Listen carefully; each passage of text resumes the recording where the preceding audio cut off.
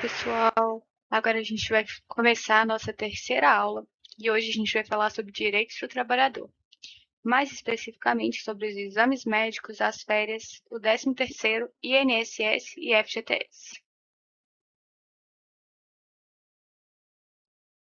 Agora a gente vai falar um pouquinho sobre os exames médicos. Os exames médicos, eles são obrigatórios e eles são divididos em três categorias: admissional, periódico e demissional.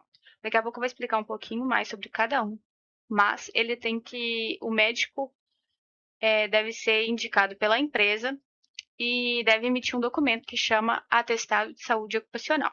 No material complementar, vocês vão encontrar um exemplo de atestado de saúde ocupacional que está de acordo com a PCMSO. A PCMSO é o Programa de Controle Médico de Saúde Ocupacional.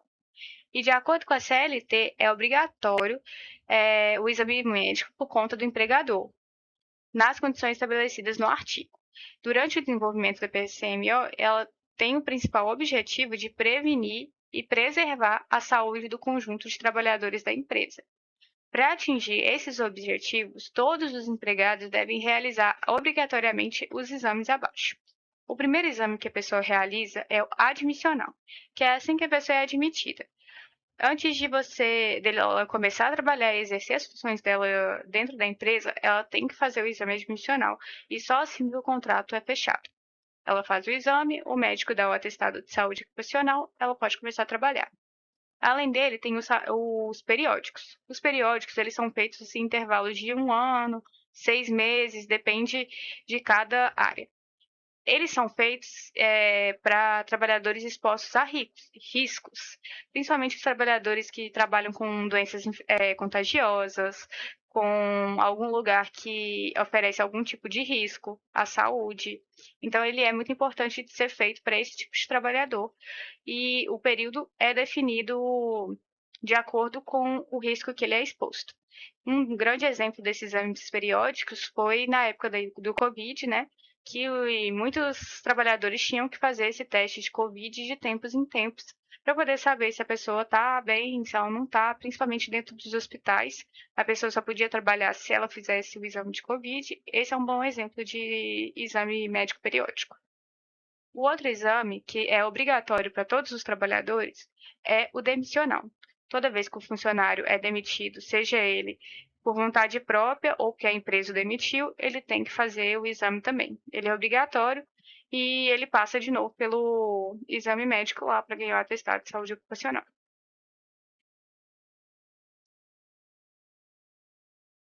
Outro direito do trabalhador são as férias. Ele adquire esse direito depois de 12 meses de vigência do contrato de prestação do trabalho. A cada 12 meses, ele ganha o direito de férias. Não é possível conceder férias individuais a empregados com período aquisitivo incompleto, ou seja, você só pode conceder férias individual depois que a pessoa concluiu 12 meses de vigência do contrato. A não ser que as férias sejam coletivas, daí, se todo mundo for entrar de férias, o empregado, mesmo não tendo completado 12 meses, ele tem o direito às férias também. As férias elas têm que ser concedidas dentro dos 12 meses após a aquisição do direito. A pessoa fez 1 ano de trabalho, antes dela completar mais 1 ano de trabalho, ela tem que ter tido o direito das férias. Caso isso não ocorra, a pena pode ser até o dobro das férias. Os dias de gozo que ultrapassem este período serão remunerados em dobro. Exemplo: completou 2 anos que a pessoa entrou de férias, ela tem direito a 30 dias de férias. Caso passe dos dias, ela vai ter direito a, por exemplo, passou um dia desse dia, ela vai ter direito a 32 dias, em vez de 31, 32. Passou 2 dias, 34, e assim por diante. A época de concessão da férias é a que convém ao interesse da empresa. Não tem impedimento de ser negociada pelas partes e o objetivo é manter o melhor período para os dois, tanto para o empregado quanto para o empregador, sem que isso tenha prejuízo nos interesses da empresa, né? O empregado que é menor de 18 anos tem o direito a coincidir suas férias com as férias escolares. Todos os as pessoas que foram contratadas que têm menos de 18 anos, elas têm direito a tirar as férias junto das férias estudantis, né? Para os empregados que têm menos de 18 anos e mais de 50, as férias sempre são concedidas de uma única vez. Não pode dividir as férias. Tirar as férias 15 agora e 15 daqui 6 meses. Não pode. Para essas pessoas tem que ser de forma consecutiva. Tem que tirar os dias de forma completa. As férias, elas geralmente são concedidas em um período só. E somente em casos excepcionais, que a lei não fala quais são esses casos, sendo obrigação da empresa documentar qual foi a razão para isso ter acontecido, para ter dividido as férias em 2 períodos, e somente 2 períodos. Sendo que, desses 2 períodos, um deles não pode ser inferior a 10 dias corridos. 10 dias e 20 dias, pode. 9 dias e 21, não pode. O empregado tem que tirar, no mínimo, 10 dias corridos. O empregado que tem contrato de trabalho suspenso e ele já tem adquirido direito às férias antes do afastamento, ele poderá gozar após o retorno das atividades normais. Agora vamos falar sobre o 13º. O 13º, ele é um direito do empregador urbano, do empregador rural e do empregado doméstico, de acordo com a lei especial. Esse salário ele corresponde a 1/12 da remuneração do mês de dezembro por mês trabalhado. O pagamento ele tem que ser efetuado em 2 parcelas. A primeira parcela ela tem que acontecer entre o dia 1º de fevereiro e o dia 30 de novembro, qualquer um desses dias, que é o adiantamento do 13º. A segunda ela tem que acontecer até o dia 20 de dezembro. A primeira parcela ela é paga como adiantamento devido ao FGTS e corresponde a 50% da remuneração devida no mês anterior a esse pagamento. A segunda parcela ela é paga integralmente, tomando-se por base a remuneração devida no mês de dezembro, deduzindo-se que o IRRF e o INSS. E no resultado se deduz o valor adiantado na primeira parcela pelo valor real que foi pago.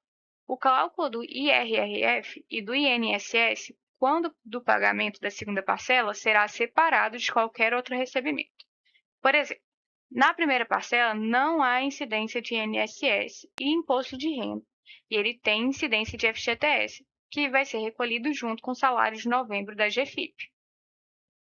Na segunda parcela, a incidência do INSS e o imposto de renda sobre o total do 13º, e há também a incidência do FGTS de 50% do 13º.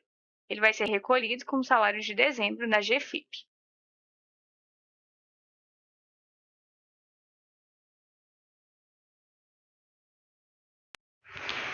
O 13º, caso o empregador tenha um salário fixo, só que uma outra parte é variável, deve-se apurar a média mensal da parte variável até o mês anterior ao pagamento e o resultado somado à parte fixa.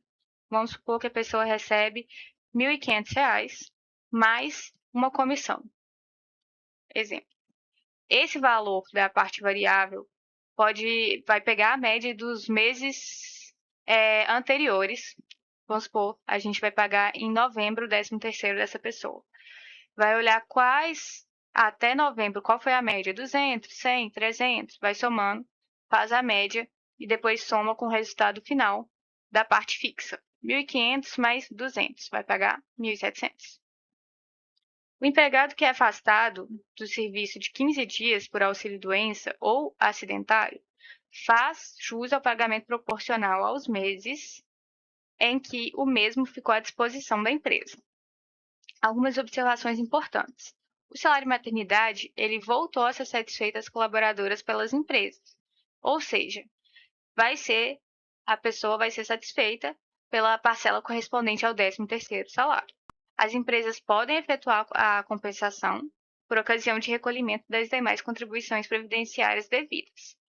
O empregado que for convocado para a prestação do serviço militar não faz jus ao 13º do período de afastamento.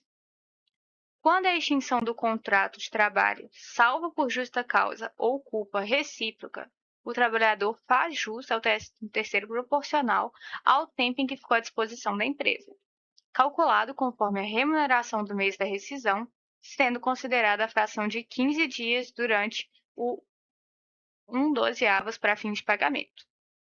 Então, se a pessoa for demitida sem justa causa ou pedir demissão, ela tem direito ao 13º. E ele deve ser calculado de acordo com os dias trabalhados.